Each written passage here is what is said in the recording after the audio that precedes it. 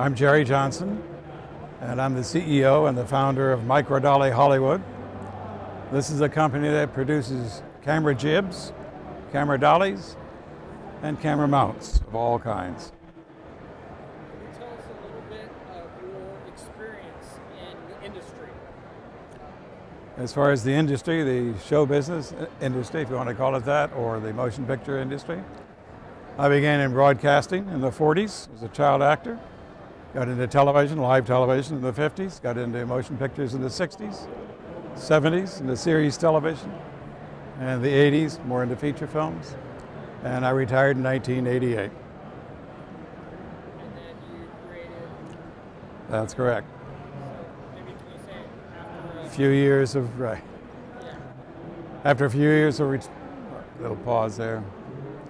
After a few years of retirement, I created Microdolly as an entity in our business to build jibs, dollies, and mounts. The specific task or difference of this company as opposed to other companies that make similar devices is that our mission, if you will, is to build jibs, dollies, and mounts specifically for crews that have to travel.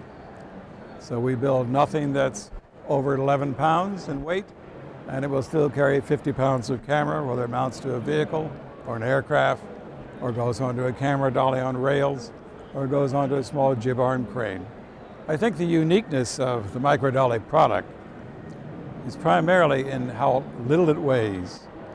I mean, people are still, even 20 years after we first came to the market with it, they're quite surprised that we can build 13 feet of dolly track and a dolly itself to which the camera can mount, and the camera can be up to 100 pounds of motion picture camera, which today with the digital cameras, which weigh only a few pounds, many of them, like the HD LSRs and so forth, with the CMOS chips, they're very lightweight, perhaps 4 to 10 pounds, maybe 15 pounds at the most, tricked out with all the accessories on them.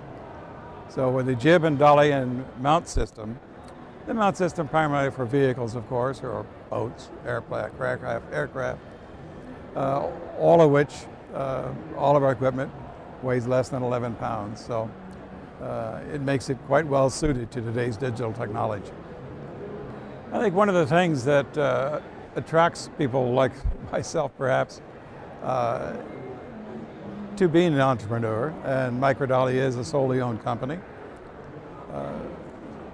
is really twofold. One is we are an independent sort, you know. It's just like as a director for many, many years, there's only one director on a film. And you have that can-do feeling.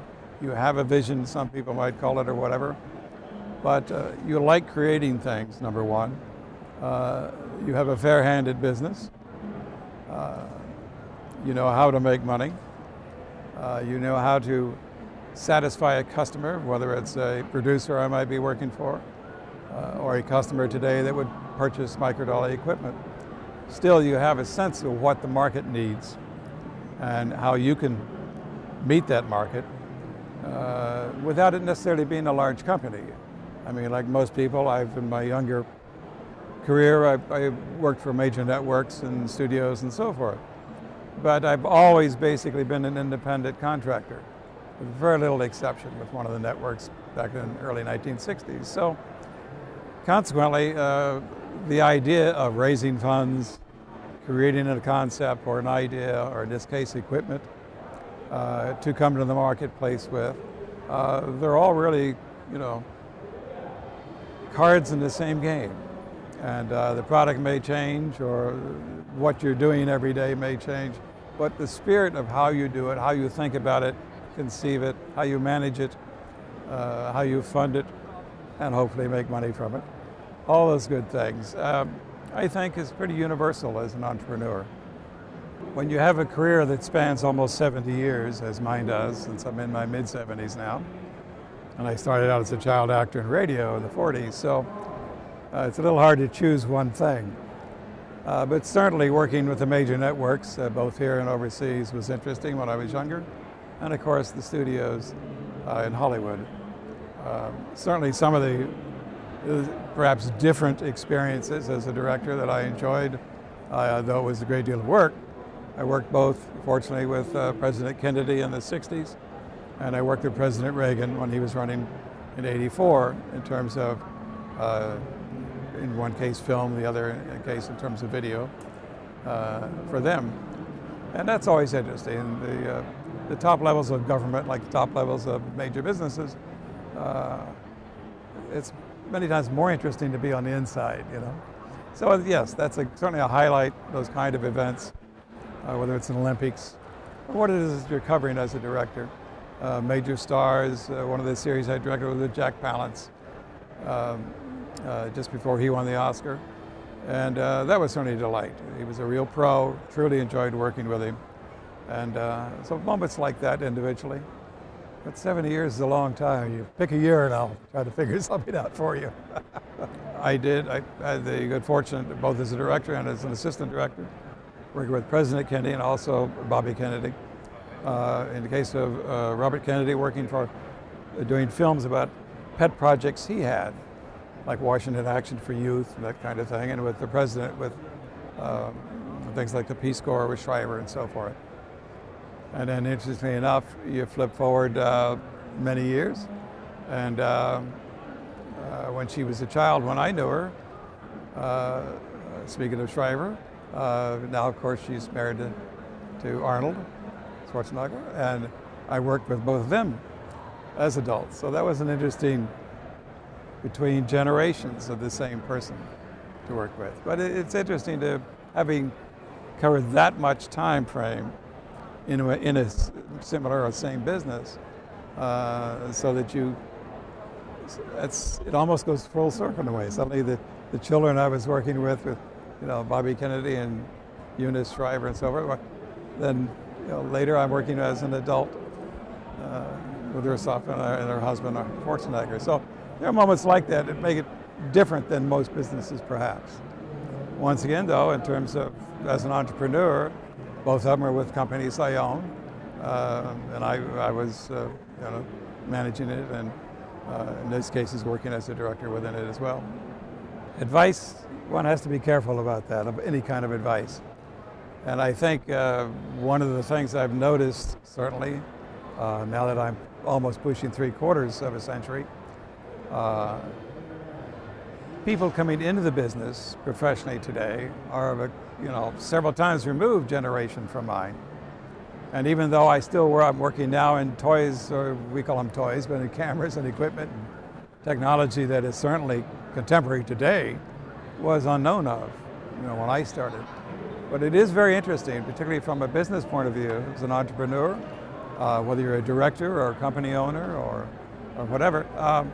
It is interesting that many of the same principles actually apply.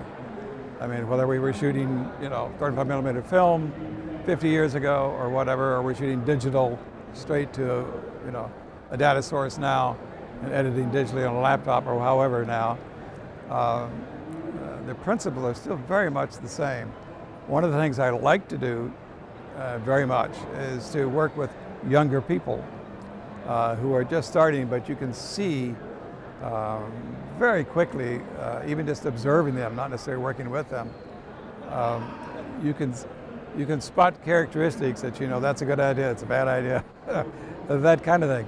And after a while, you build up a little circle, at least I do, and most of us seem to do the same thing, a small circle of people who are much younger than we are.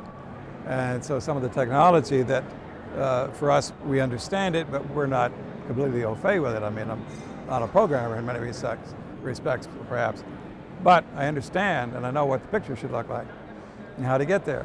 Well, they know the tools. And so you're in a slightly different position, of course. But it is a challenge because your terminology is different. Your concept, how you get there, may be different than the way they were necessarily taught formally. And many times they're out of a generation or an age group, you want to say that was taught in a completely different way than I was. I was taught as an apprentice and or hands-on throughout, as an assistant editor, then as an editor, then as an assistant director or floor manager, assistant director, then as a director, and then of course as a producer. So you have different backgrounds that you bring to the same task. But it is interesting to see how they approach it mentally. And I found that it's a challenge sometimes because they're thinking of something that to me is, why would I do it that way? That's so slow, or that's, whatever.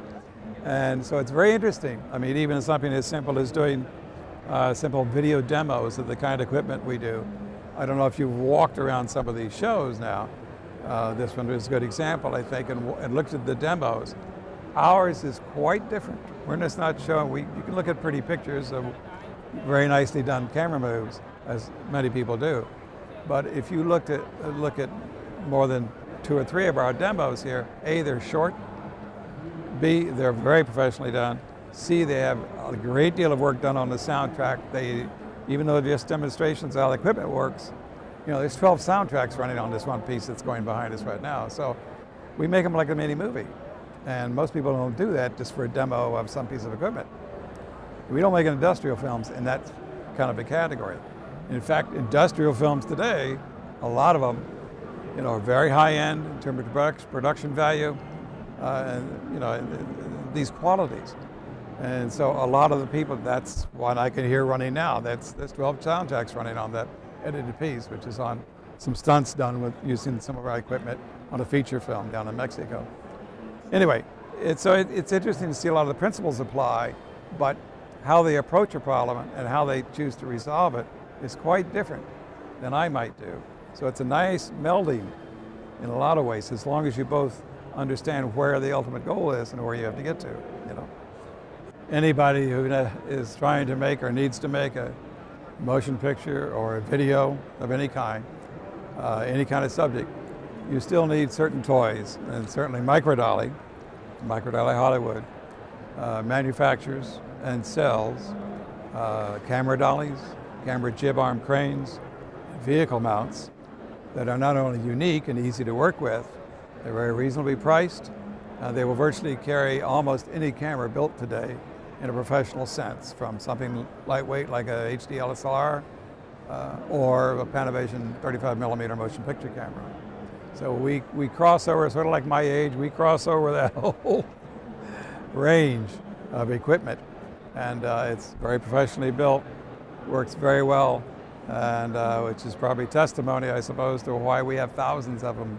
After 19 years, we have thousands of these units around the world.